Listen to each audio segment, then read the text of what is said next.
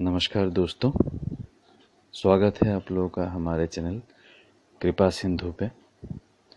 दोस्तों, आज जो लेख मैं आप लोगों के समक्ष प्रस्तुत करने जा रहा हूँ वो प्रकाशित हुआ था कल्याण पत्रिका में। शीर्षक है त्रिदेवों का साक्षात्कार और लेखक हैं श्री रामचंद्र गोविंद बैजापुरकर। लेखक लिखते हैं, भारत भूमि संत महापुरुषों की तपस्थली रही है।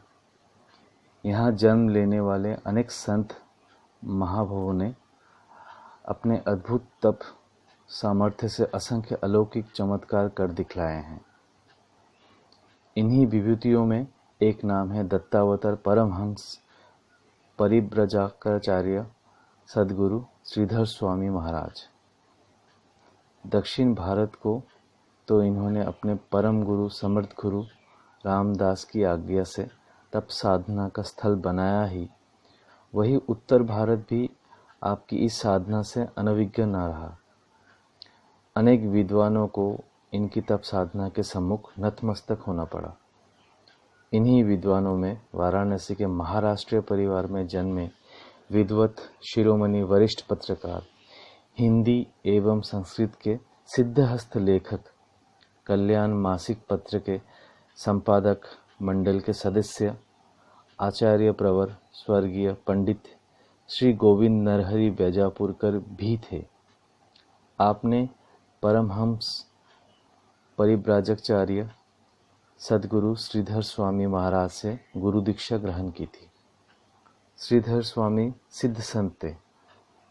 उन्होंने इलाहाबाद के प्रयाग त्रिवेणी संगम पर अपने 3 प्रधान शिष्यों को समीप बुलाकर एक अद्भुत दैवीय साक्षात्कार से उन्हें अवगत कराया।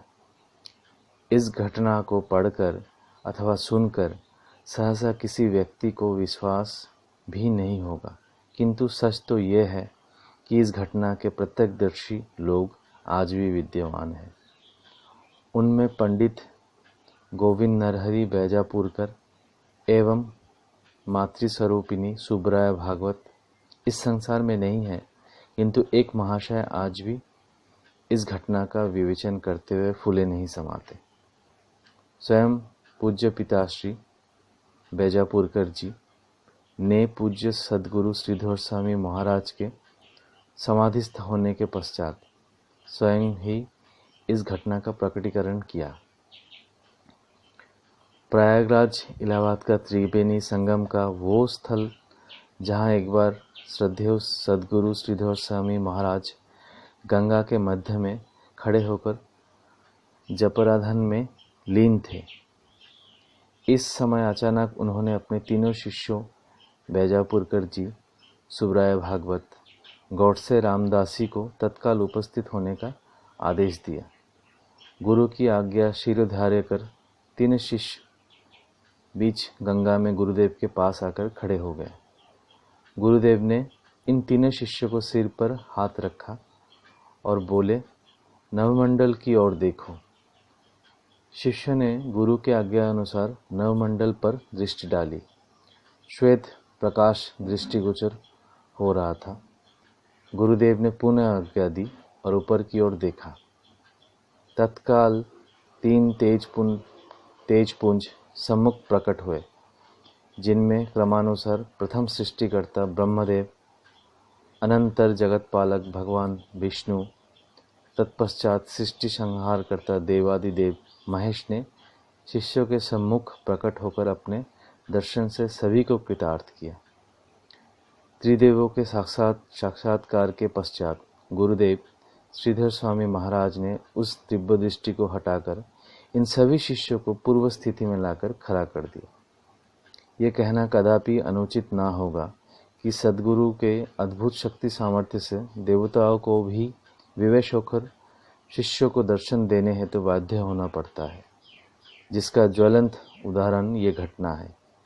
इस दिव्य दर्शन के पश्चात प्रातस्मरणीय पूज्य गुरुदेव ने सभी शिष्यों को यह सौगंध दिलाए कि वे उनके जीते जी इस घटना का उल्लेख किसी से नहीं करेंगे। एक दिन बरदहल्ली शिमोगा सागर स्थित श्रीधर आश्रम में अकस्मात गुहा के भीतर से प्रणव की ध्वनि सुनाई पड़ी। 3 बार प्रणव का उच्चारण करने के बाद पूज्य गुरुदेव श्रीधर स्वामी महाराज ने पांच भौतिक शरीर का त्याग कर दिया और सदा सर्वदा के लिए ब्रह्म तत्व में लीन हो गए।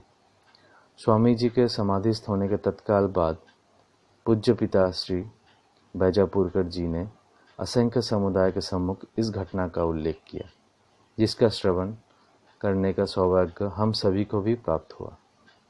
समाप्त। तो दोस्तों, हमने इस कहानी से सुना कि कैसे सद्गुरु अपने सामर्थ्य से भगवान को भी विवश कर देते हैं कि वो अपने शिष्यों को दर्शन दे। गुरु की जय हो। दोस्तों, आपके आदर के लिए आपको बहुत बहुत धन्यवाद और हमारे चैनल को सब्सक्राइब करें। खुश रहें, सदा आनंदित रहें। नमस्कार, धन्यवाद।